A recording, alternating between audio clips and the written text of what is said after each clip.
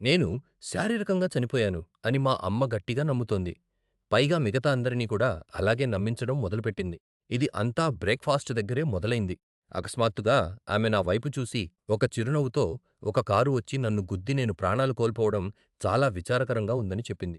అది ఏదో dock joke అనుకున్నాను. కానీ మా అమ్మ పద్ధతి గల పాతకాలపు మహిళ. ఆమె అలాంటి జోకులు వేయదు. ఆ తర్వాత విషయం మరింత పెద్దదైంది. నేను చనిపోయానని ఆమె మా నాన్నకు చెప్పడం మొదలుపెట్టింది. తర్వాత మా అమ్మమ్మ చాలా భక్తిగల వ్యక్తి.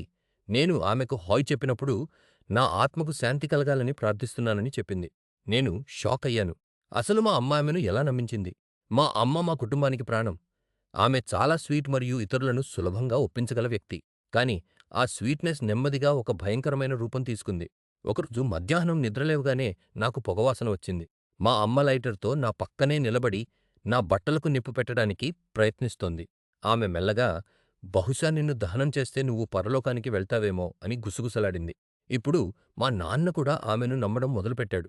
బీచ్‌లో ఉన్నప్పుడు నేను నిద్రలేచి చూసేసరికి ఆమె నా శరీరాన్ని సగానికి వరకు ఇసుకలో పాతిపెట్టింది. నన్ను సజీవంగా పాతిపెట్టాలని ప్రయత్నించింది. నేను ఆమెపై కేకలు వేసినప్పుడు ఆమె కేవలం నవ్వి, చనిపోయినవారు అరవకూడదు అని చెప్పింది. ఇప్పుడు ఇది అందరికీ వ్యాపిస్తోంది. నా టీచర్లు నన్ను పట్టించుకోవడం లేదు. నా స్నేహితులు నేను ఒక దెయ్యాన్ని అని నటిస్తున్నారు. నా కోసం ఎవరూ వంట చేయడం లేదు. ఆమె ఆన్లైన్‌లో శవపేటికలు మరియు ఎంబాల్మింగ్ ఫ్లూయిడ్స్ కోసం వెతకడం నేను చూశాను.